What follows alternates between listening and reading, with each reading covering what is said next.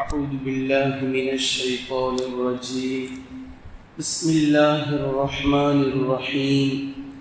حامين تنزيل من الرحمن الرحيم.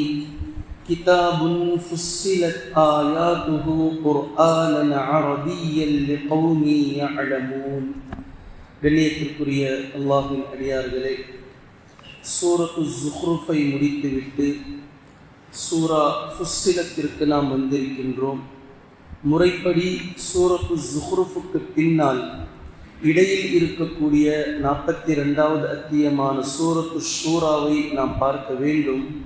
ஆனால் 41வது சூறாவாகிய சூரா ஃபுஸ்ஸிலத்தும் 42வது சூறாவாகிய சூரத்து ஷூராவும் ஒன்றுக்கு பின்னால் ஒன்று இறங்கி சூரா ஃபுஸ்ஸிலத்தை முதலாவது இருக்கக்கூடிய கருத்தாகவும் சூரத்து ஷூராவை இரண்டாவது கருத்தாகவும் பார்க்கக்கூடிய நேரத்தில் இரண்டு சூறாவினுடைய தொடரும் ஒரே மாதிரியாக ஒன்றாக இருப்பதினால் இன்ஷா அல்லாஹ் 41வதையும் அடுத்தது 42வதையும் இன்ஷா அல்லாஹ் நாம் பார்க்க இருக்கின்றோம்.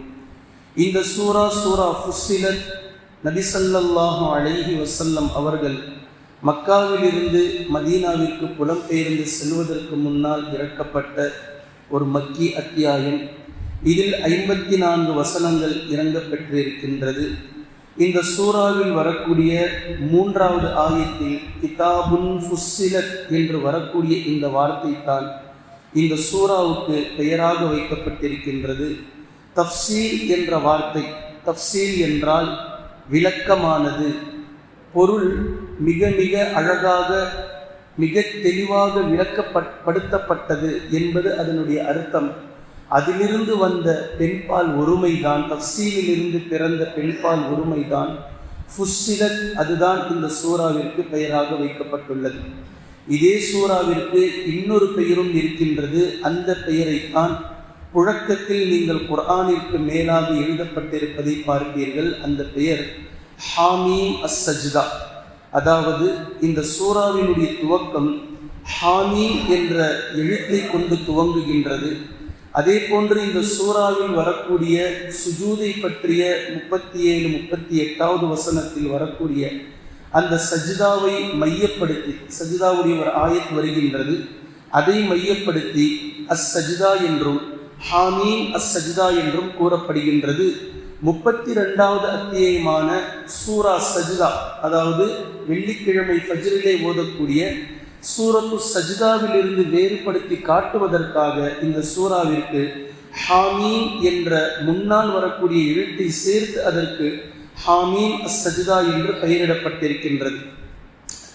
மேலும் இந்த சூறாவில் வரக்கூடிய தொடர்ச்சியாக குர்ஆனுடைய வரிசைப்படி 41வது சூறாவாகும்.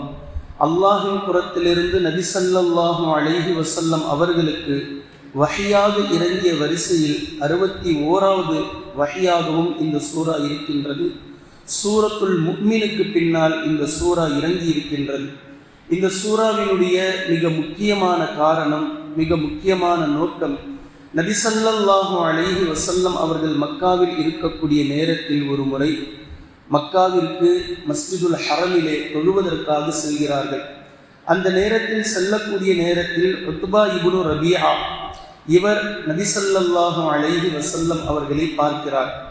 பின்பு அங்கு சபை கூடியது.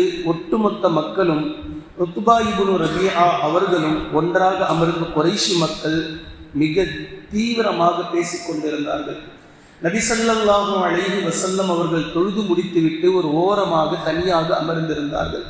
கொஞ்சம் நேரமாக குறைஷி மக்கள் பேசி முடித்துவிட்டு அதிலிருந்து உத்பா இப்னு ரபீஆ மட்டும் நபி ஸல்லல்லாஹு அலைஹி வஸல்லம் அவர்களிடத்தில் வந்து, உங்களிடத்தில் சில விஷயங்களை பேச வேண்டும், கொஞ்சம் அமைதியாக கேளுங்கள் என்றார்.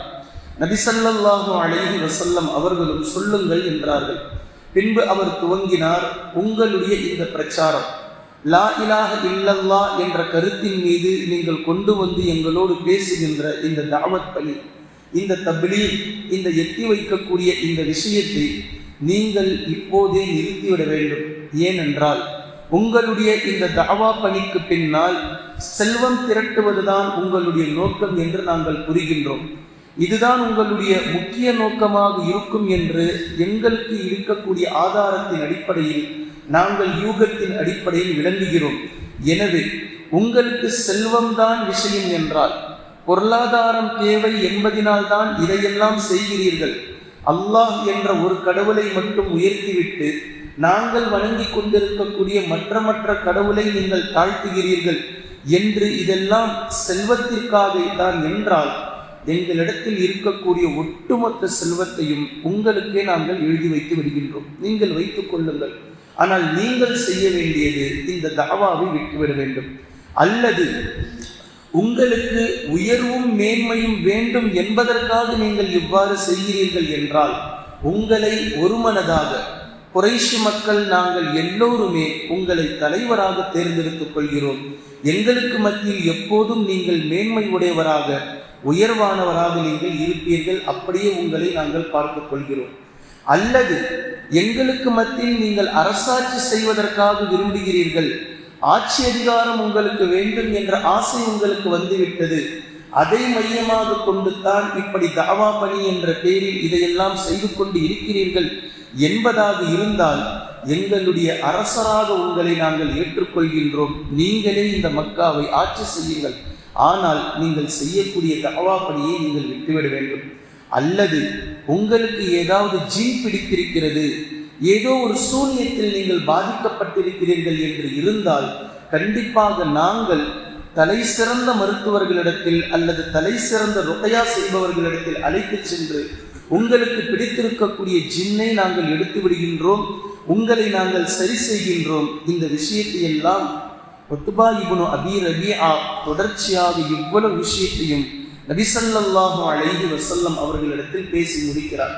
இப்படி பேசி முடித்ததற்கு பின்னால் நபி ஸல்லல்லாஹு அலைஹி வஸல்லம் அவர்கள் அமைதியாக கேட்டு முடித்ததற்கு பின்னால், எல்லாவற்றையும் சொல்லி முடித்து விட்டீர்களா என்று கேட்டார்கள். ஆம், இவ்வளவுதான், சொல்ல வந்த எல்லாவற்றையும் நான் சொல்லி முடித்து விட்டேன் என்று சொன்னதும், அல்லாஹ்வின் தூதர் ஸல்லல்லாஹு அலைஹி வஸல்லம் அவர்கள், இப்போது நான் சொல்வதை நீங்கள் கொஞ்சம் கேளுங்கள் என்று அஊது பில்லா பிஸ்மில்லா என்று சொல்ல ஆரம்பித்து சூரா ஃபுஸ்ஸிலத்தை, அதாவது சூரா ஹாமீம் அஸ்-சஜ்தாவை ஓத துவங்கினார்கள். ஹாமீம் என்று பலதரப்பட்ட அறிவிப்புகள் வருகின்றது. அதில் குறிப்பான 2 அறிவிப்புகளின்படி ஹாமீம் என்று துவங்கி இதிலிருந்து 13வது வசனம் வரைக்கும் ஓதினார்கள். இது ஒரு அறிவிப்பு. இன்னொரு பிரபல்யமான அறிவிப்பு, ஹாமீம் என்று துவங்கி இந்த சூறாவில் 37வது வசனத்தில் வரக்கூடிய சஜ்தாவினுடைய வசனம் வரைக்கும் ஓதி முடித்துவிட்டு நபி ஸல்லல்லாஹு அலைஹி வஸல்லம் அவர்கள் சுஜூதும் செய்தார்கள். சுஜூதை செய்து முடித்து எழுந்துவிட்டு, நீங்கள் சொன்னதையெல்லாம் நான் கேட்டுவிட்டேன், இப்போது நான் சொன்னதை நீங்கள் கேட்டுவிட்டீர்கள், இப்போது நீங்கள் முடிவெடுங்கள், நீங்கள் என்ன செய்யலாம் என்பதை என்று சொல்லிவிட்டு அல்லாஹ்வின் தூதர் ஸல்லல்லாஹு அலைஹி வஸல்லம் அவர்கள் அங்கிருந்து கிளம்பி சென்று விட்டார்கள். பின்பு தங்களுடைய குறைஷி தலைவர்களிடத்தில் சென்ற உத்பா இப்னு ரபீஆ, நீங்கள் என்ன வேண்டுமானாலும் சொல்லுங்கள், நாம் பேசியதையெல்லாம் நான் அவர்களிடத்தில் சொன்னேன், பின்னால் அவர் சில விஷயத்தை என்னிடத்தில் சொன்னார், உண்மையில் நாம் நினைப்பதை போன்று அது ஒரு வெத்து வசனங்கள் அல்ல, அவர் ஓதிய வசனங்கள் என் உள்ளம் நடுங்க ஆரம்பித்து விட்டது, என்னுடைய உடலில் இருக்கக்கூடிய மயிர்கள் எல்லாம் சிலிர்க்க துவங்கிவிட்டது, இப்படி நான் மெய்மறந்து அவருடைய வசனங்களை கேட்டேன், அது என்னை ஆட்கொண்டு விட்டது, அது ஆட்டி படைத்து விட்டது, நாம் எதை செய்து அவரை தடுத்தாலும் நிச்சயமாக ஒரு நாள் இல்லை ஒரு நாள் இந்த வசனங்கள் வெற்றி பெற்றே தீரும், அவர் உயர்ந்து கொண்டே செல்வார், அவரை நம்மால் தடுக்க முடியாது, உங்களுடைய இந்த முயற்சிகள் எல்லாம் வீணாகிவிட்டது, வீணானதுதான் என்பதை நீங்கள் மிக சமீபமாக உணர்ந்து கொள்வீர்கள் என்று உத்பா இப்னு ரபீஆ இப்படி சொன்னதும் அந்த குறைஷி மக்கள் கூறினார்கள், நிச்சயமாக அவருடைய சூனியம் உங்களையும் பிடித்து விட்டது, அவர் உங்களையும் ஏதோ செய்து விட்டார் என்று அந்த மக்கள் கூறினார்கள். இந்த செய்தி இப்னு ஹிஷாமிலும் அல் பஹ்ருல் முஹீதிலும் அதே போன்று தஃப்சீர் அத்-தைசீர் என்ற நூலிலும் இந்த செய்திகள் இடம்பெறுவதை நீங்கள் காணலாம். பின்பு இந்த சூறாவை 10 கட்டங்களாக நம்மால் பிரிக்க முடியும். ஆழமான 10 கருத்துக்களாக இந்த சூறாவை சொல்லி 11வது கன்க்ளூஷனில் அல்லாஹு தஆலா இந்த சூறாவை முடிக்கின்றான். அந்த 10 அம்சங்கள் என்ன என்பதையும் 11வது கன்க்ளூஷன் என்ன என்பதையும் இன்ஷா அல்லாஹ் தெரிந்துவிட்டு கொஞ்சம் கொஞ்சமாக சூராவிற்குள் விளக்கமாக இன்ஷா அல்லாஹ் நாம் செல்லலாம். குர்ஆனையும் ஹதீஸையும் தெளிவாக விளங்கக்கூடிய நன்மக்களாகவும் அதை நடைமுறைப்படுத்தக்கூடிய மக்களாகவும் அல்லாஹ் நம்மை ஆக்குவானாக. சுப்ஹானல்லாஹும்ம பிஹம்திக அஷ்ஹது அல்லா இலாஹ இல்லா அன்த அஸ்தக்ஃபிருக வ அத்தூபு இலைக்.